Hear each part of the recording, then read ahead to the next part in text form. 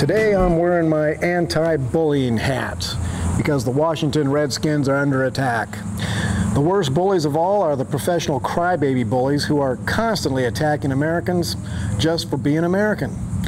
The Washington Redskins are the latest victims of the crybaby bullies. If they end up changing their name because of the liberal bullies, I hope they change it to something appropriate, like the Washington Chickens or the Pink Pansies. Apparently this bullying has gone to the point of a hearing before a federal judge. And guess what the judge did? He banned the use of the name Redskins in his courtroom. Gee, do you think there's any possibility of the Redskins getting a fair hearing in that court? The judge is a Clinton appointee, which means Hillary had something to do with it. Surely the judge knows that he's supposed to be unbiased and to not allow personal feelings to interfere with judicial rulings. Surely all judges know that that is the rule of law, don't they? Well, that's how things are supposed to work in a nation of laws. But something happened a few decades ago. Liberals were appointed to be judges, and law began to be replaced with emotionalism. Centuries-old precedents were tossed aside to make room for new rights that are nowhere to be found in the Constitution. Historically, judges are supposed to be the most moral of men and women, trustworthy and holding to high standards. That is what makes a good judge. But moral standards are to liberals what holy water is to vampires.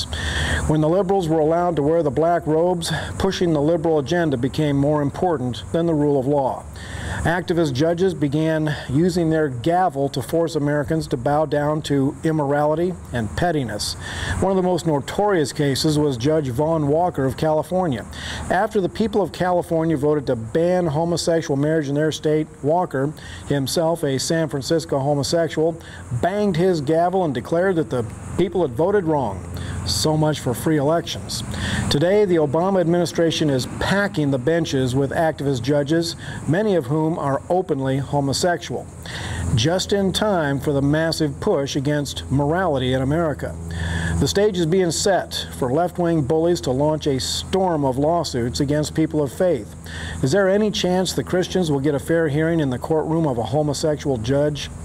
Obama put Elena Kagan on the Supreme Court, and she is famous for her homosexual activism and her disdain for American morals.